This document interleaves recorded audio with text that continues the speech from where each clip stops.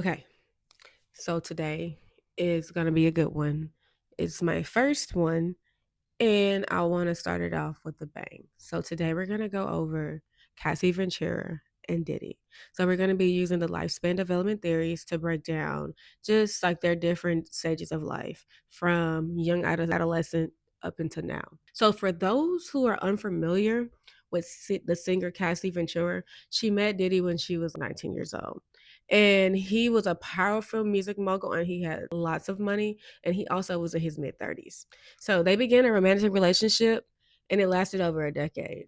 So in recent months, we've been hearing some nasty allegations that surfaced, including physical, emotional, sexual, and a recent video that everybody saw that basically confirmed the DV. So this situation is very tragic, right? But it also reveals a lot about how developmental stages affect vulnerability, decision making, and relationship patterns across a lifetime. To better understand Cassie's situation, we're going to talk about Erikson's theory, which is like the 8 psychosocial stages of development, and it's from infancy to old age. So each stage involves a unique challenge or conflict that must be resolved for healthy personality development. And if you successfully, I can't talk, if you successfully navigate each stage, it leads to a sense of competence and self worth.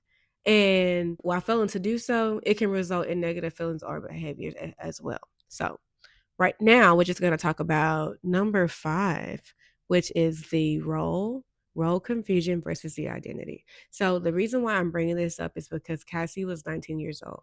And 19 is still a very young age to be out on your own right. And so you're very impressionable.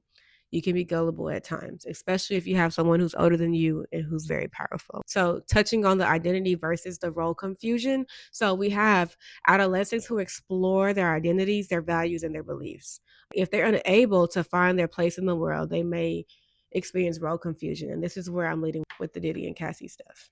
Pulling up my notes. So now we're going to touch on the lifespan development theory, which we're going to talk about trauma and control. So now, when trauma and coercive control or abuse occur during these formative years, so I'm talking about your early years when you're 18 or 19, it doesn't just affect you in the moment at that time, right? It can have lifespan effects.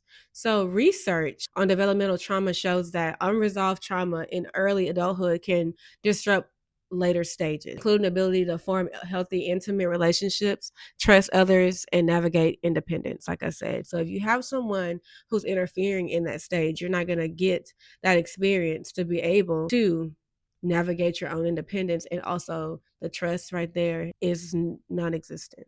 Moving on. So for Cassie, public reports suggest that she experienced control over her appearance, her social life, and her career. So just imagine that at 19, right? And this reflects what we've called a developmental hijacking. So basically, when someone's natural growth and identity formation is stunted or redirected by an abusive dynamic. So someone who is exuding their power and authority in a negative manner. The heartbreaking part about all these stories is just a repeat because the abuse thrives in silence and power imbalances, right? And what Cassie experienced wasn't just about celebrity or money. It was a reflection of a deep psychological patterns that was shaped by a person's development. So my hope is that breaking these stories down through the lifespan lens, we can better understand how abuse happens, why survivors may stay, and how healing can look differently for everyone, depending on where they are in their life journey. So, for what I'm saying is that we can't judge her. We can only listen and learn from what she went through because, like I said, all this stuff came from a person who had a very negative behavioral background, and all it did was trickle over into hers. And I really think that we should show her some grace and be kind. Also, I would like to say if you found this breakdown helpful, please subscribe and drop a comment with your thoughts or questions. And let me know what you'd like me to cover for my next psychological lens. Thank you. Stay curious, stay compassionate, and I'll see you next time.